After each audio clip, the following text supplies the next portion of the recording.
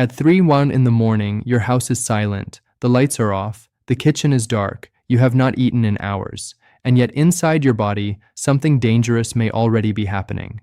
Your blood sugar is rising, not after dessert, not after breakfast, not because you cheated, not because you forgot your medication, it is rising while you sleep. And for many seniors, the most frustrating part is this: they are doing what they believe is the responsible thing. They are taking their medicine, they are trying to eat lighter at night, they are avoiding big meals. Some of them are even having what they were told was a safe bedtime snack. And still, morning after morning, the glucose meter shows a number that makes no sense. A woman in her 70s once described it this way. She said, "I go to bed feeling like I did everything right, and I wake up feeling like my body turned against me while I was asleep."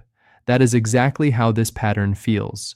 And most of the time, the cause is not what people think. It is not usually breakfast. It is not always dinner. It is not simply old age. And it is not always that your medication suddenly stopped working.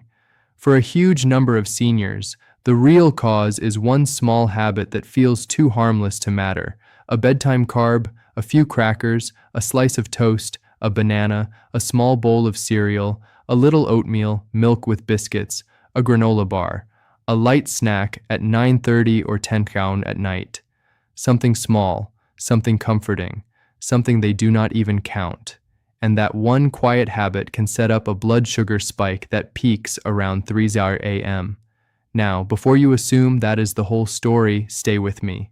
Because midway through this video, I am going to explain the one major exception that changes everything. For some seniors, the 3 a.m. spike is not caused by a bedtime carb alone. It happens because blood sugar drops too low first, and the body rebounds. If you do not understand that difference, you can misread your own pattern completely. But first, you need to understand why 3 a.m. matters so much. Because once you see what the body is doing at that hour, this entire pattern starts to make sense. Your body at night is not off. That is the first thing most people misunderstand. People think sleep means the body is resting in a simple, quiet, inactive way, as if everything slows down evenly and stays there until sunrise. But that is not how the body works. Night is one of the most hormonally active phases in the entire day. Between roughly 1 a.m. and 5 a.m., your body begins preparing for morning long before you open your eyes. Cortisol starts to rise. Glucagon becomes more active. Growth hormone patterns shift. The liver becomes more willing to release glucose, and your body starts becoming less insulin sensitive as it moves toward waking. That is normal biology. In a younger, metabolically flexible person, this transition happens with very little trouble. The liver releases a controlled amount of sugar, insulin responds efficiently, tissues absorb the glucose, and morning comes without much drama. But after 60, that system often stops being so smooth. The pancreas may not respond as quickly.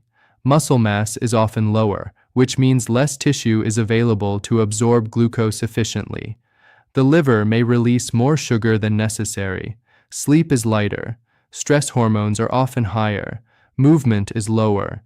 And medication timing may no longer match the body's overnight rhythm very well. That means the older body has less margin for error. And when you add even a small carbohydrate load too close to sleep, that error margin narrows even more. Think of nighttime blood sugar like a system of layers. What you ate at dinner, what time you stopped eating, whether you had a snack before bed, how well you slept, whether your liver dumped extra glucose, whether your medication was still active enough overnight, whether your blood sugar dipped low first and rebounded. This is why seniors get confused. They wake up, look at the morning number, and think, how can this be high? I barely ate. But barely ate is often exactly the trap, because the body does not care whether you considered it a meal. It responds to chemistry, not intention.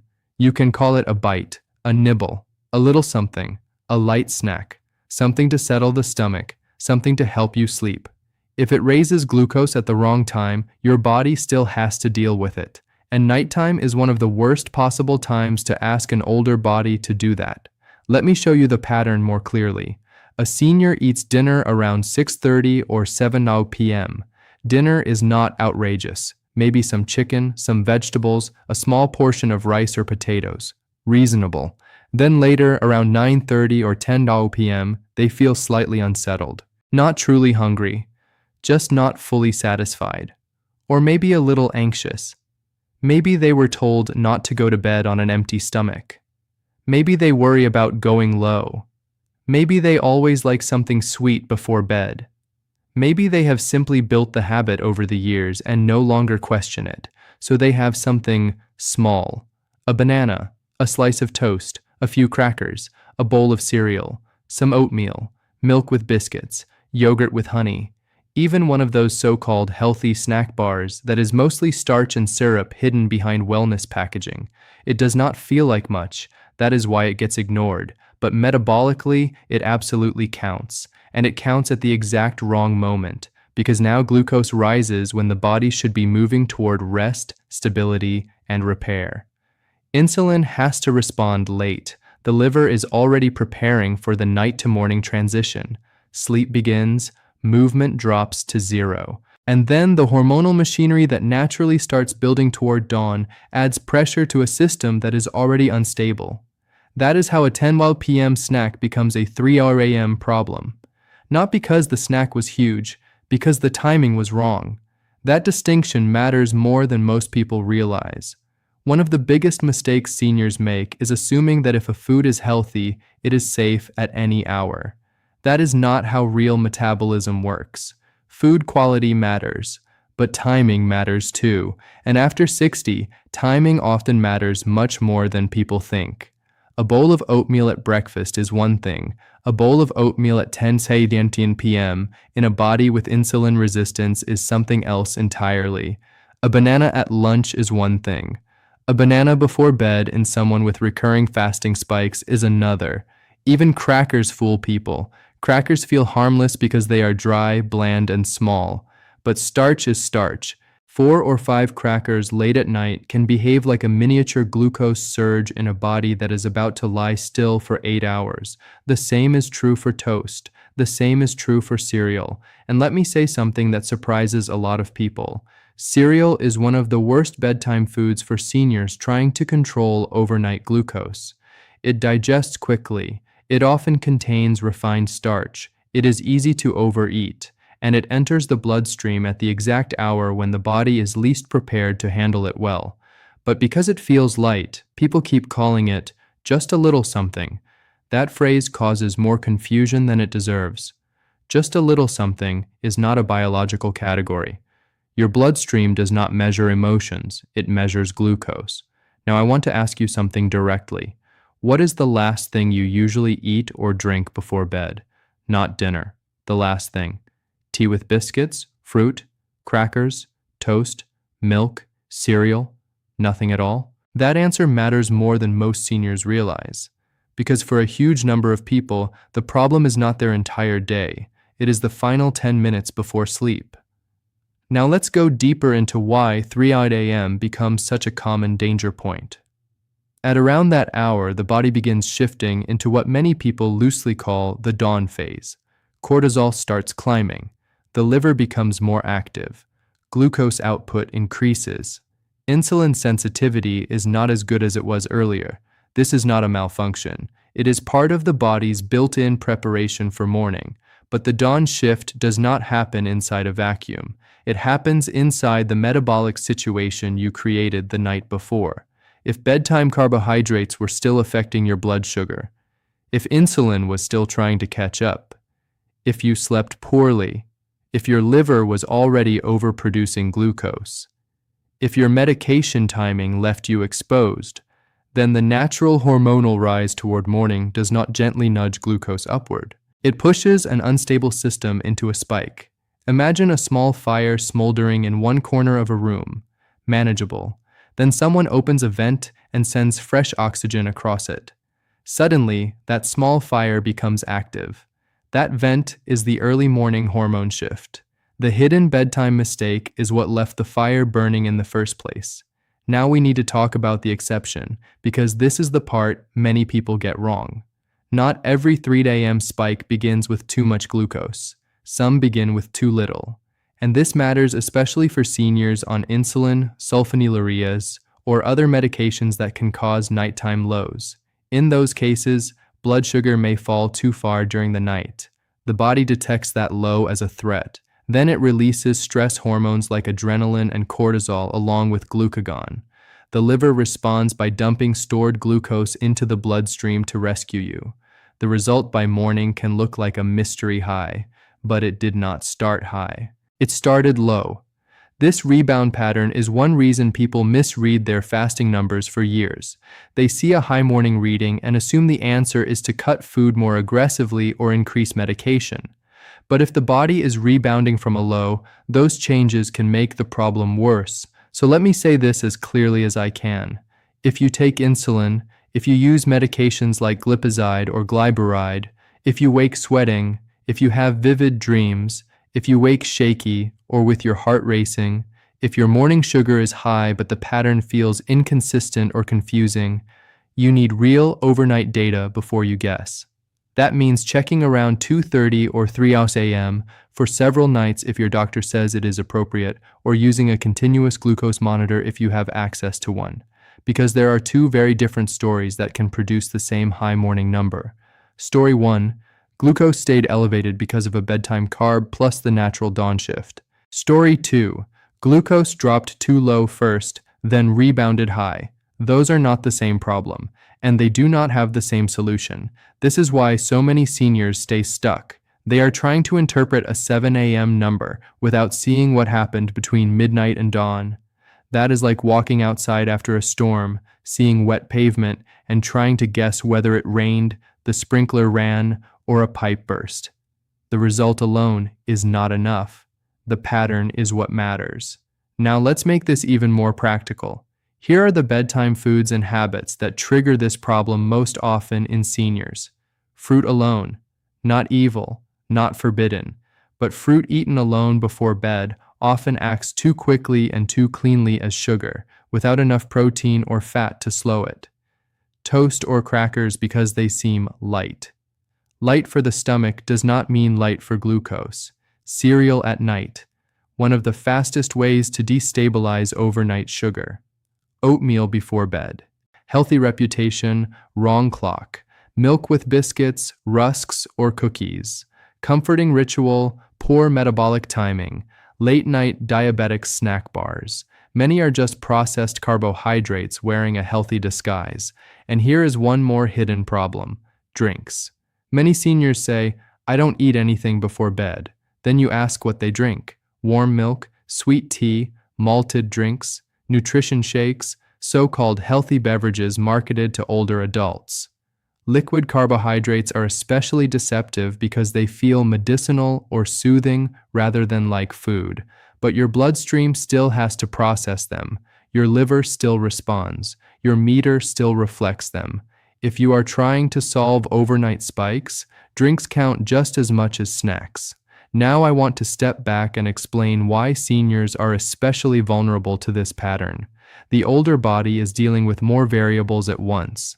Muscle mass is lower, and muscle is one of the body's biggest glucose sinks. Less muscle means less buffering capacity. Sleep is lighter and more fragmented, which raises stress hormones and worsens glucose control.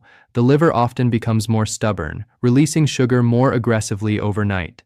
Evening activity is usually lower. Many people finish dinner, sit down, have a snack later, and then go straight to bed.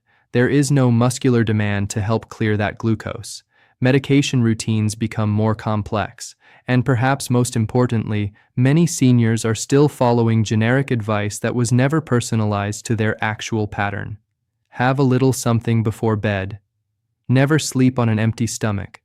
Keep crackers nearby. Eat 6 small meals a day. Don't let yourself get hungry.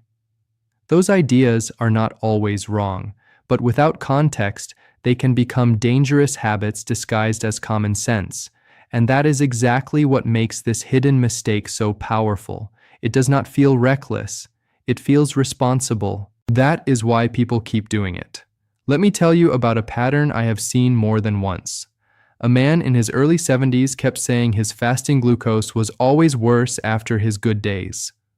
On the days when he skipped dessert, behaved carefully, and felt disciplined, his morning number was somehow higher. He could not understand it. When we looked closely, his so-called good days all ended the same way. Around 9:30 p.m., he would have a small bowl of oatmeal because he thought going to bed a little hungry was dangerous for his blood sugar. On the days he called bad, he often skipped that snack because he felt too full after dinner. His body was not responding to his moral story about the day. It was responding to the final glucose event before sleep. That is one of the most important things I want you to understand. Your glucose meter is not judging your intentions. It is reporting biology. Now let's talk about the accomplices that make the bedtime carb mistake worse. The first is a late dinner. If dinner happens at 8:30 or 9 p.m. and then a snack comes later, the body never gets a clean runway into sleep. Glucose handling is still active when the dawn hormones start building. The second is poor sleep. Sleep fragmentation raises cortisol. Cortisol raises glucose. Seniors who wake repeatedly, snore heavily, or sleep with stress humming in the background often have worse overnight control than they realize. The third is emotional activation before bed. The nervous system does not care whether the threat is real or coming from a screen. Stressful news, arguments, financial worry, upsetting phone calls, all of these can raise the very hormones that encourage glucose release overnight. The fourth is inactivity after dinner. Even a 10-minute walk after an evening meal can change glucose handling more than people expect, but many seniors finish dinner, sit down, snack later, and then go to bed. The body gets no muscular help. So, if you want to solve the 3:00 a.m. spike, do not think only about one food. Think about the whole evening. When did you eat? What did you eat last? Did you move after dinner? Did you sleep well? Were you stressed? Are you on medications that can cause lows? Have you actually checked what happens at 3 a.m.? Or are you only looking at the morning result? That is the mindset shift that changes everything. People who regain control of these numbers stop judging themselves morally and start observing themselves biologically. That change alone is powerful. Now, let me give you the practical evening plan. First, move dinner earlier if you can. Somewhere between 5:30 and 7 p.m. is much easier on nighttime glucose than eating late. Second, make dinner the last meaningful carbohydrate event of the night. If you are going to eat starch, let it happen in a measured amount at dinner, not as a nervous afterthought 2 hours later. Third, walk after dinner, not a workout, not punishment. 10 to 15 minutes at a comfortable pace, enough to tell the muscles to participate. Fourth, create a hard stop for bedtime carbs unless there is actual evidence you need a targeted snack because of medication-related lows. Fifth, if you are truly hungry before bed, think protein forward and glucose light.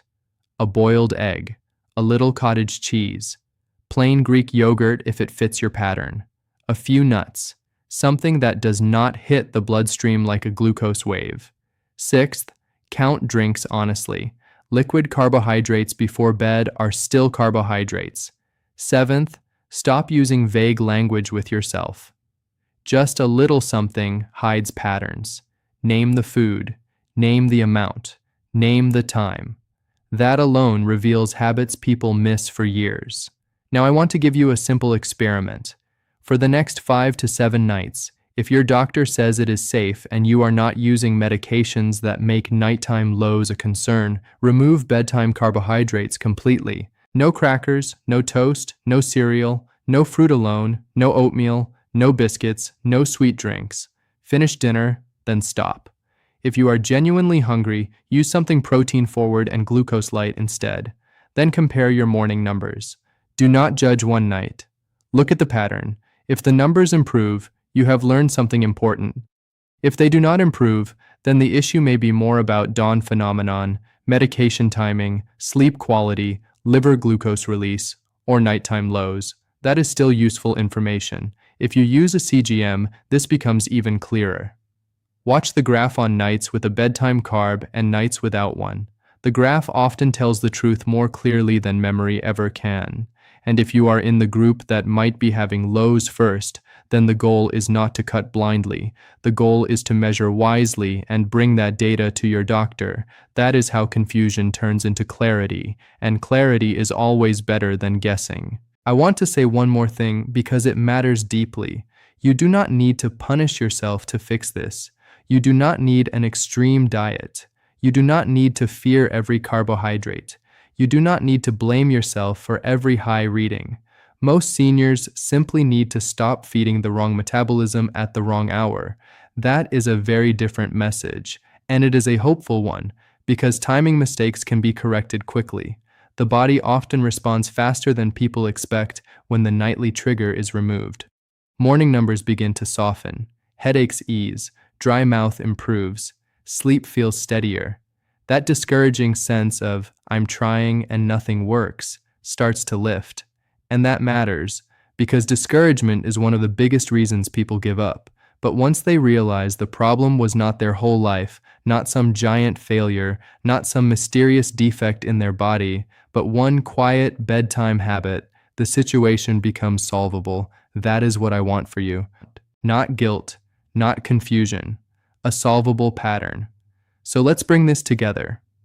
If your blood sugar is spiking at 3 a.m., one of the most common hidden mistakes is a bedtime carbohydrate habit that feels too small, too healthy, or too harmless to count.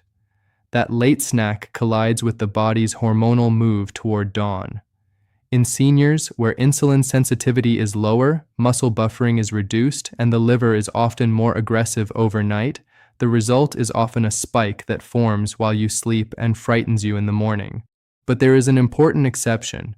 If you are on medications that can cause nighttime lows, the high reading may be a rebound pattern instead. That is why data matters. A well-timed overnight check or CGM review can change the entire conversation. Either way, the answer is not random guessing. The answer is timing, observation, pattern recognition, and then the right conversation with your doctor if the pattern suggests something more complicated. Tonight, I want you to do one thing. Look honestly at the last thing that enters your mouth before sleep. Not what you call it, not whether it sounds healthy, not whether it is small. Look at what it is.